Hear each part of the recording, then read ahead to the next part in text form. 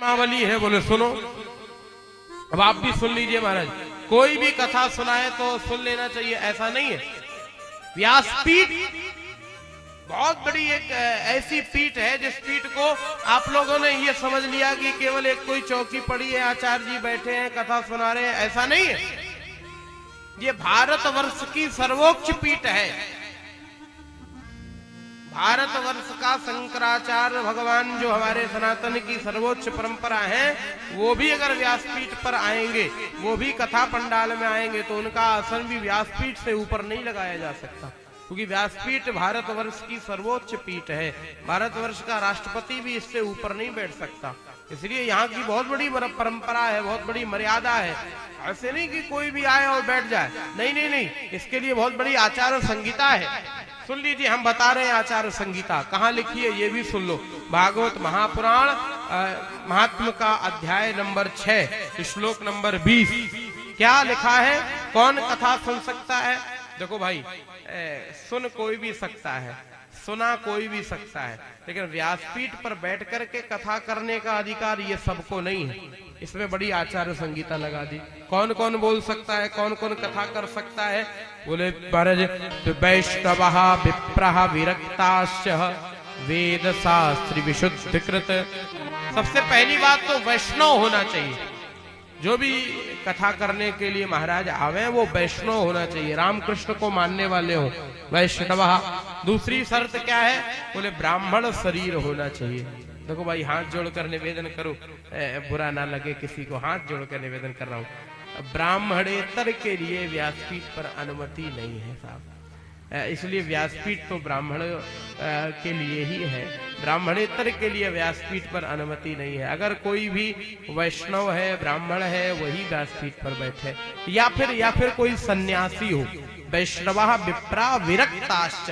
और वेद क्या है, पुराण की परिणति क्या है, खट तात्पर्य निर्णय अन्वय प्रत्यय धातु शब्दक्षेप व्याख्या शब्दकोश, इसका ज्ञान उसे होना चाहिए। ये नहीं कि कथा का मतलब आजकल लोगों ने वो तमाशा बना लिया कि कोई भी आ जाए और घड़ा लेके कूद पड़े और चिमटा लेके कूद पड़े, आए रो देवर, ये सब तमाशा हो को कथा हो, दिन भर ढोलक वाला आए मंच पे उल्टा खड़ा हो जाए,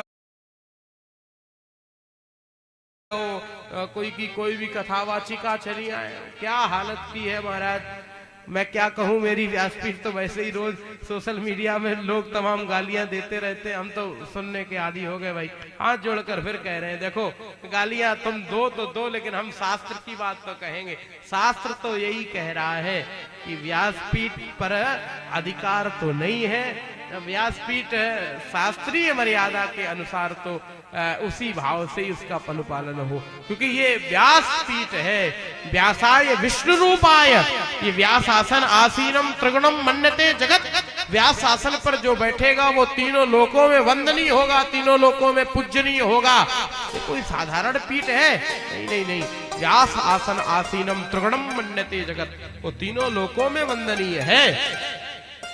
इसी भाव से जो लोग इस कलिकाल में, उनमें अगर कोई ग्रंथ में हवन जरूर कराए, और जरूरी नहीं है कि 2, 4, 10 हजार आदमी का भंडारा हो, वह नहीं, केवल 12 ब्राह्मण और कन्याओं का भोजन करा दे, वे कथा पूर्ण है। अगर श्रद्धा हो, मन में भाव हो, तो महाराज गांव भर खिलावे, ना हो तो केवल 12 ब्राह्मण खिला दे कि कथा पूरी हो जाती है। ये भी नियम दिया गया। अंत में जब कथा पूरी हो जाए, आचार्य जी जाने लगे, तो आचार्य जी को भागवत महापुराण का पुस्तक स्वर्ण इत्यादि रत्न सहित स्वर्ण सिंहासन में रख करके और दक्षिणा के साथ में विदा करें, और आचार्य के द्वारा दिया गया आशीर्वाद और आचार्य की प्रसन्नता ही पूरी भागवत का फल होती है। तो महाराज जी जो भी आवे तो उनकी सेवा अर्जित करें। ये इस भाव से जो भी कथा को सुनते हैं, सुनाते हैं, कलिकाल में भगवान उन पर खूब कृपा बरसाते हैं। अब यहाँ से भागवत जी का प्रथम स्कंद प्रारंभ होता है। प्रथम स्कंद के पहले अध्याय में बड़ा सुंदर भाव यहाँ से जागृत होता है। मैं निवेदन करूं कि ये छोटे छोटे बच्चे बहुत ज्यादा आगे थोड़ा सा ये दिक्कत करेंगे हमको, थोड़ा सा निवेदन, बच्चों को पीछे भेज दें। हाँ, ये 8-10 बच्चे एक साथ हैं। खड़े हो जाओ बेटा, पीछे चले जाओ, सभी लोग खड़े हो जाओ, खड़े हो जाओ। हाँ, पीछे चले जाओ। आप लोग आगे आ जाओ, तो हमारे बड़े लोग जो बैठे हैं थोड़े से आगे आ जाओ। हाँ, ठीक बात। यहां से भागवत जी का प्रथम स्कंद प्रथम अध्याय प्रारंभ होता है। ये भागवत का मंगलाचरण है, आप भी श्रवण करिए। ये भागवत जी के मंगलाचरण से हम प्रारंभ कर रहे हैं। जन्माद्यस्यतोऽन्वयान्धितरित चारथे स्वविज्ञस्वराट् तेने ब्रह्म यथारदादिकवये मुह्यन्ते सूरया तेजो वारिवृदां यथा विनमयो यत्र त्रिसर्गो मृषा धाम्ना स्वेन सदा निहस्ति कुहकं सत्यं परं